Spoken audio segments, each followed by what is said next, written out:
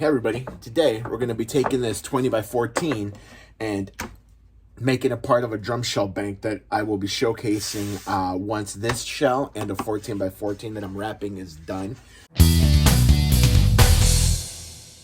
It's going to be super cool. Right now I have 4 vintage drum sets, and I'm thinking that I want to just have one shell bank so that I can just pull what I want instead of having a bunch of different drum sets. That goes mid 60s, no later than like 68 of the shells. That way they'll be mahogany, poplar mahogany. And yes, it's going to be wrapped. Being that it is a fully custom kit, it's going to be wrapped in a purple sparkle, which is going to be super cool. These drum kits nowadays get broken up a lot, so it's really hard to find the orphan drums you need in order to get a chance to build a custom drum set.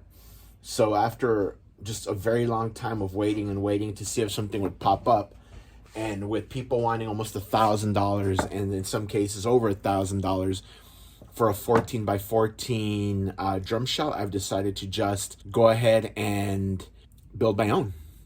And then, as you can hear, I'm going to be recutting the bearing edges.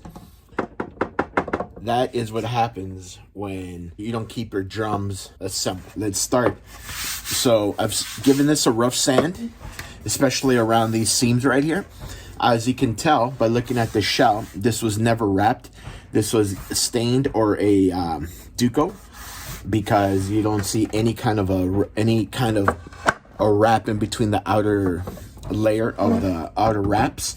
So mistakes I've made in the past, I've butted them up on smaller shells like so at the seam and taken the wrap all the way around, and being that these lines aren't perfect in that perfectly like at a 90-degree angle, by the time I get around, the wrap would start going crooked and it would cause just a lot of problems. So lessons learned. Right now I'm going to take this one and I'm going to wrap it around this way. Let me show you. I'm going to take it, I'm going to butt it up against that seam.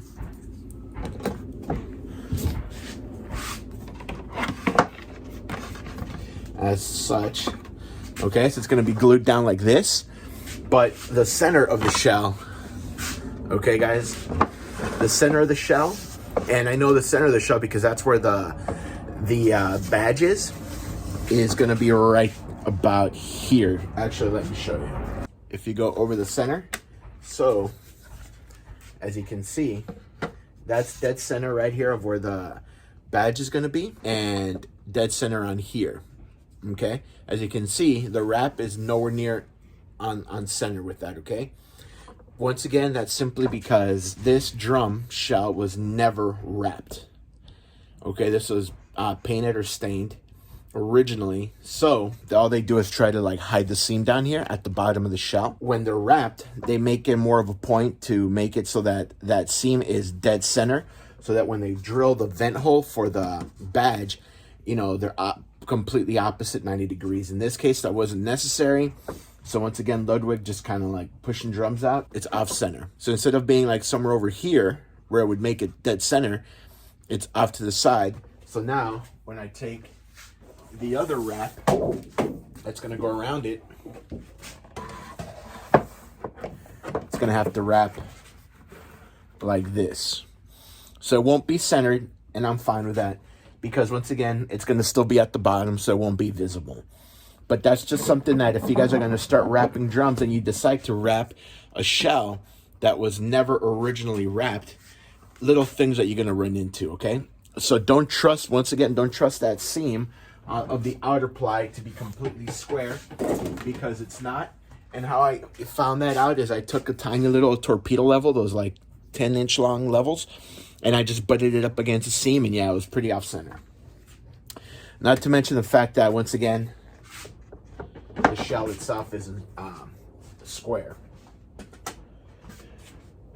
Okay, so I've sanded the drum shell, all right, for it to accept the adhesive, and I've sanded the back of this wrap to get a better bite.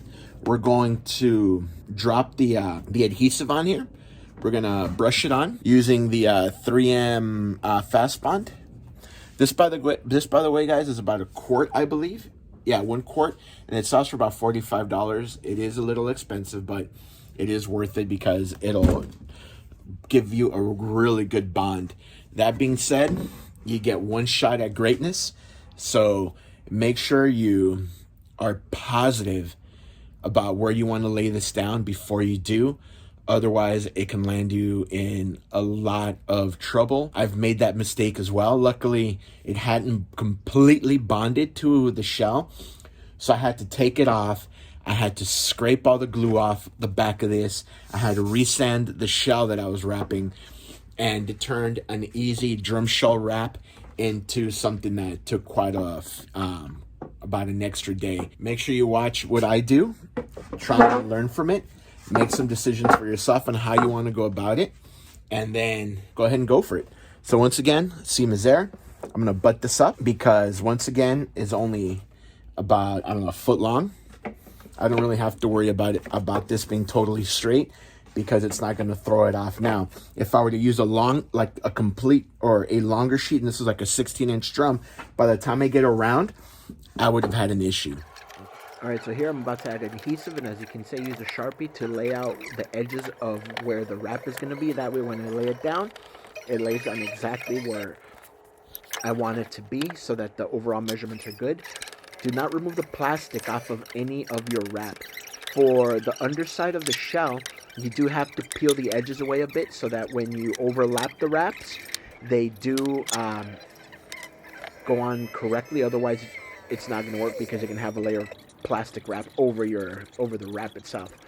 Here I'm doing the larger piece of the 20-inch shell, and I'm using an old drum head for the glue. I recommend you guys save old drum heads so you can put them to use. Okay, over here, as you can see, I'm adding the wrap to the shell. It's still a little tacky. It's sat overnight over here, as you can see. All right, so here I'm adding tape to the edges just to help them stay down during the drying process, and I do have some clamps over the top that help keep the shell or the wrap in place. This has been about 24 to 48 hours later. As you can see, I do use a lot of clamps just to make sure that the edges are down. I also use a drill to drill out the holes from the inside, and then I come back around the opposite side and clean out the holes as well so that all my hardware goes on with no issues whatsoever.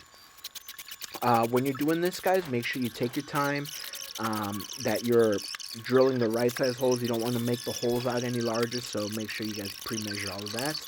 Over here, I'm using scissors to remove the majority of the material, and then I come back around with a razor that has an S-hook at the end to clean it up. The Meguiar's Ultimate Compound for cleaning up this hardware. The hardware was in pretty clean shape, so I didn't see the need to do any kind of a heavier work. 1/4-inch socket off of Milwaukee. I attach that to my drill, and then that makes easy work of putting everything back on. Just make sure that the torque setting on your drill, if you're using a drill, is super light. Otherwise, you're going to wreck it. Over here, I'm finishing up the drums. And there you go, guys. Thank you very much. I hope you guys dug this video. The next video will be the 14x14. And remember, click on the like and subscribe button and share our videos with anybody who digs drums. And once again, thank you very much for watching our videos of Suavecito Vintage Drums. Thank you very much.